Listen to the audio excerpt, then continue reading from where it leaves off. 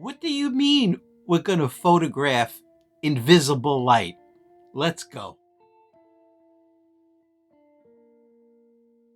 Hello everyone, Carmine from New York here, photojournalist in Manhattan since 1973, giving you guys all of my 5 decades of knowledge in the field and the profession of photography.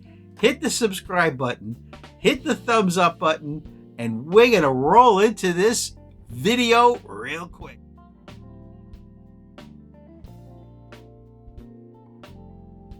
This is class number 288. My friend here is the Nikon D50 silver body, and the lens is the 18-55 AFS VR G lens version 2. But first, we have a lot to discuss on how this camera came to be converted. All right, we're going to talk about infrared photography, a genre, a niche in photography that you must try. You must try it. Why? Look at this image.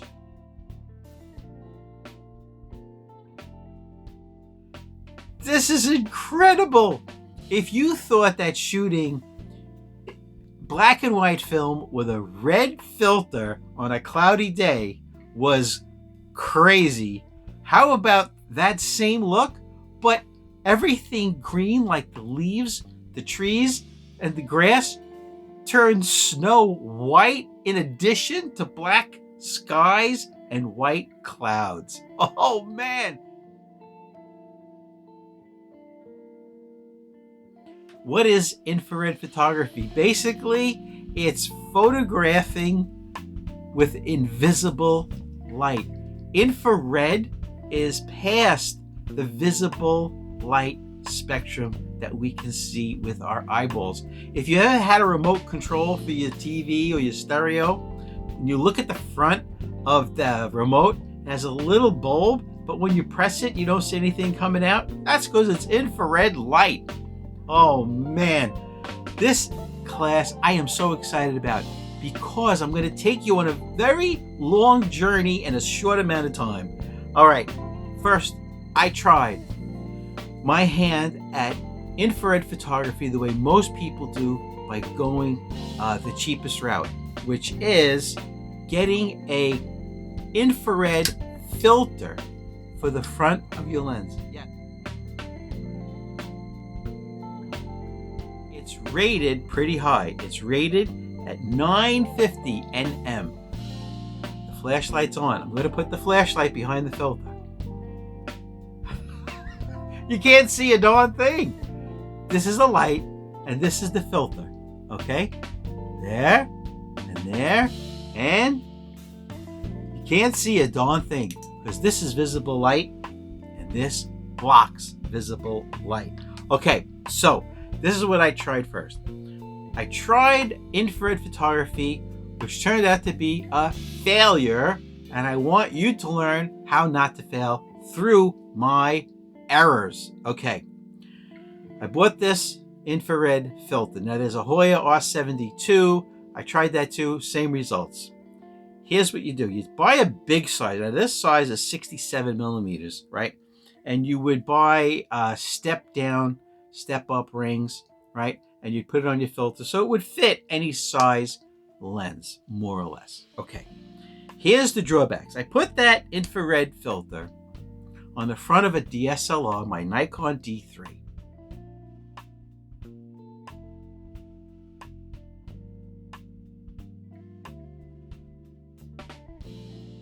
And I grabbed the tripod and I went out into the field on a summer day, high noon, super bright. It hurt to even open your eyes. It was so bright, and it had beautiful clouds. Take a look at this photograph.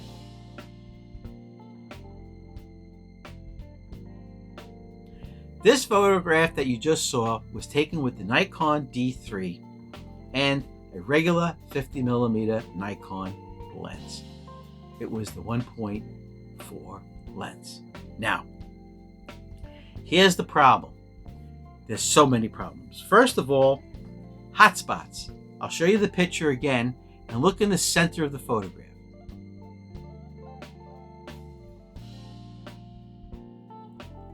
You see the white circle in the middle? It's like a white cloud dead center.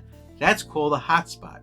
That's because a lot of lenses are not compatible with infrared photography because the lens focuses visible light. It wasn't meant to focus infrared light, which focuses at a different place. And the diffraction of the light causes that white glow in the middle of a lot of photographs that you try to take with a mismatched lens. Second problem, DSLR, a regular DSLR like the Nikon D3, okay, with a filter, an infrared filter on the front, you're talking about exposures in minutes, okay, even if your ISO is over 1,000. The problem is that on a regular camera, a regular digital camera, there's a hot mirror, it's called. It looks like a piece of glass in front of your sensor. That blocks infrared light. So now you have a camera that blocks infrared light and a filter that only lets in infrared light. Therefore, you have exposures that are 5 minutes, ridiculous. What happens, as you guys know, with long exposures, your clouds get blurry. The leaves on the trees get blurry. The grass, the any kind of greenery gets all blurry. That's a problem. So I'll show you that picture one more time and you can see all the things I just spoke about.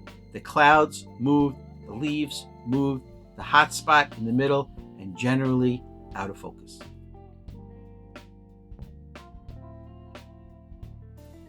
Okay, so when you're about to give up and put infrared photography behind you, fear not.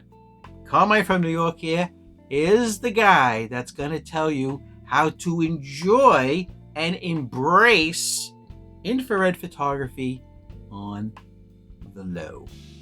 Here's what I'm talking about. Went on eBay and I searched for a DSLR that was converted to infrared photography. And lo and behold, I found a seller out of the UK that buys, like in this case, buys Nikon D50s and Nikon D200s and Nikon D40X cameras, buys them used, and he takes them apart. He takes out the hot mirror, which I don't even like that term, hot mirror, because you're thinking it's the mirror in the DSLR. It's not. It's the piece of glass in front of the sensor. Okay. He takes out the hot mirror glass and puts in an infrared filter. Something exactly like this, cut the exact size of your sensor and laid on top. Now, what has he created? There's a lot of people that do it. There's a lot of corporations that do it, will sell you converted cameras. What does that do? You're removing the filter that blocks infrared light. You're putting in a filter that allows infrared light. And this is the photographs you get.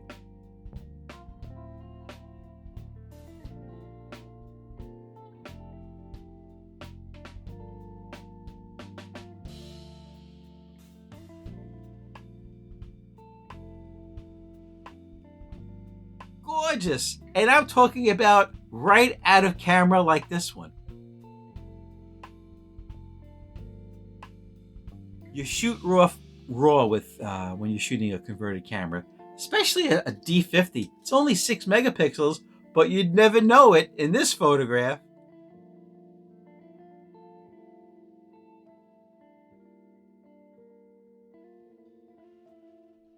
By the way, this camera with shipping all the way from the UK, $119, right? Yes, 119 bucks. Shop around. eBay, highly recommended. When you're shopping on eBay for a converted camera, do what I did. I shopped by lowest price. Buy it now, lowest price, and here it is.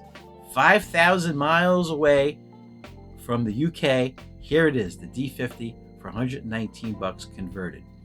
You have to look for a seller that has 100% positive feedback, because this seller is taking apart the camera that they're selling you, taking out the filter that blocks infrared light, putting in an infrared filter that lets infrared light in, and testing it.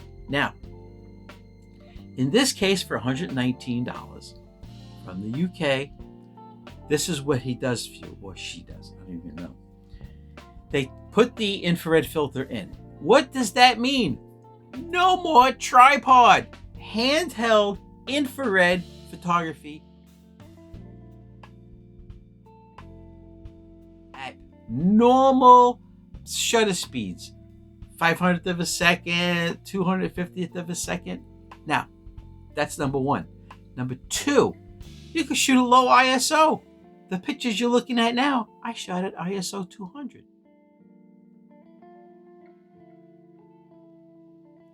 Now, also, hotspots. Remember hotspots?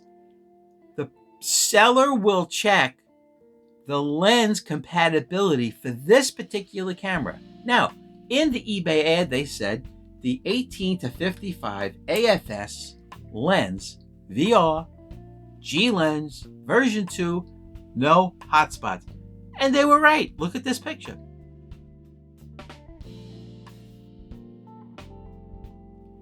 Absolutely gorgeous. So the pictures you're looking at, I took handheld with this camera. The D50, this is just one of the cameras that this seller had. The D50, it's an older camera, 6 megapixels, who cares? It only takes 2 gigabyte cards at a maximum, but that's okay, because the 2 gigabyte cards, they're cheap, they're about $8. But they'll give you 268 raw images per card. There are corporations out there and eBay sellers that will accept your camera. They'll take your camera apart, take out the hot mirror that blocks infrared light, put in the infrared filter in front of the sensor, and ship it back to you, okay? I looked into it high and low, companies in America, companies in the UK. It was 50% cheaper to purchase an already converted camera with the shipping from the UK. Do your homework. I highly recommend getting an already converted used camera. Now, you'll hear and you'll go to websites and YouTube videos that say, oh, you really shouldn't use a DSLR. You should use a mirrorless camera. Wrong. This is a DSLR. It's as old as my shoes. And look at the photographs it takes.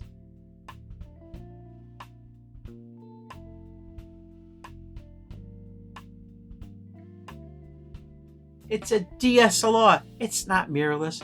You do not need a mirrorless camera to take gorgeous infrared photographs. This is very important. There's not just one infrared filter converted camera option that you have.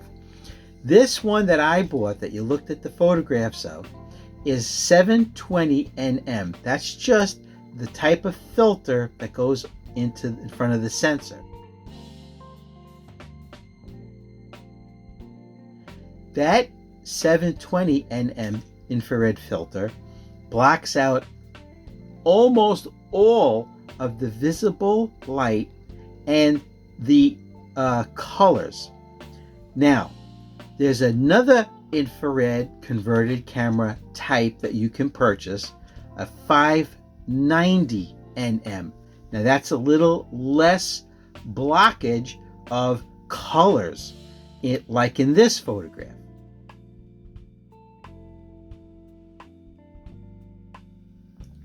Okay, so now the 720 is geared, and this is all my opinion with as 50 years as a photographer. A 720 converted infrared camera is geared more for a black and white infrared photographer. A 590 nm infrared converted camera is more for a person that wants more versatility. They want a little bit more color, and you can also put a 720 filter on your lens, giving you a 720 look of less color but more dramatic black and whites. So another thing, another positive note when buying a already converted infrared camera from a reputable seller with 100% feedback is this: they will, before they ship it to you, they will adjust the focus internally, not on the lens, internally, so what lens you use will focus correctly on the sensor.